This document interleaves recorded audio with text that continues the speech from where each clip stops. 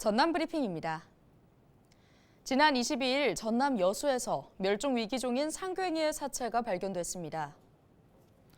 해양환경인명구조단 여수구조대는 이날 오후 3시쯤 관광객의 신고를 접수한 뒤 해양경찰과 신덕해수욕장을 찾아 길이 95cm, 무게 15kg의 상괭이 사체를 확인했다고 설명했습니다. 올해 여수구조대가 발견한 상괭이 사체는 모두 22건으로 해경은 정확한 사인을 밝혀내기 위해 전문기관에 부검을 의뢰했습니다.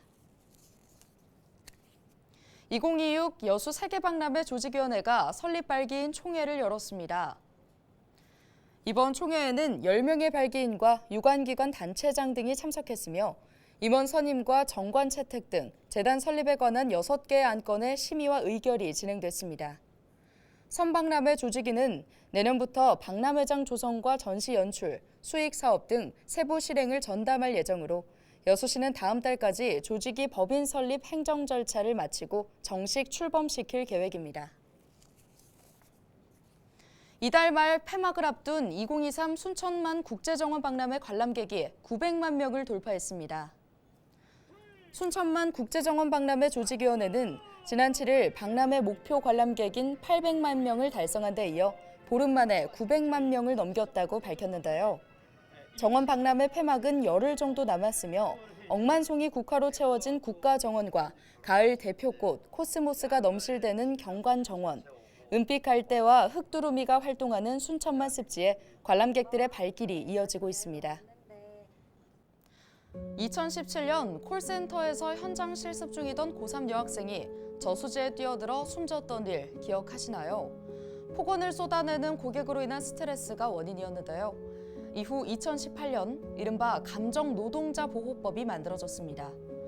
해당 법이 시행된 지 5년이 지났지만 노동자들은 여전히 고통에 시달리고 있다고 호소합니다. 민간 공익단체 사단법인 직장갑질 119가 직장인 1000명에게 물었더니 10명 중 8명은 민원인 갑질 문제가 여전히 심각하다고 답했습니다.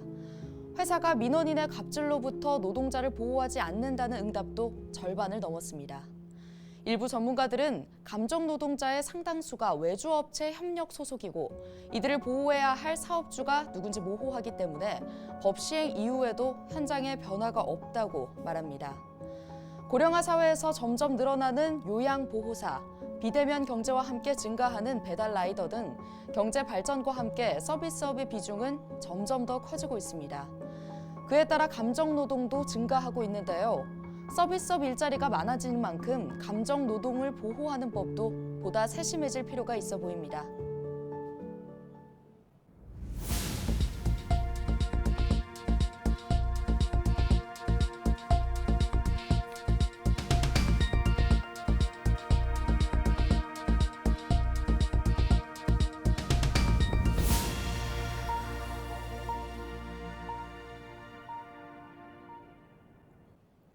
신재생에너지 개발 이익을 지역 주민과 공유하는 전남 신안군의 햇빛 연금 정책이 도입된 지 3년 만에 100억 원 규모를 돌파했습니다.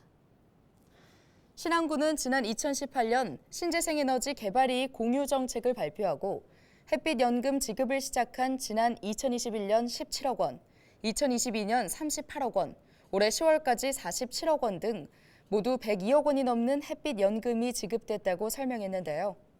현재 신안군에서 지급되는 햇빛 연금은 안좌와 자라, 지도, 사옥, 임자도 등 5곳으로 모두 1,700여 명이 혜택을 받고 있는 가운데 내년부터는 지급 대상자가 비금과 신의, 중도까지 확대될 전망입니다.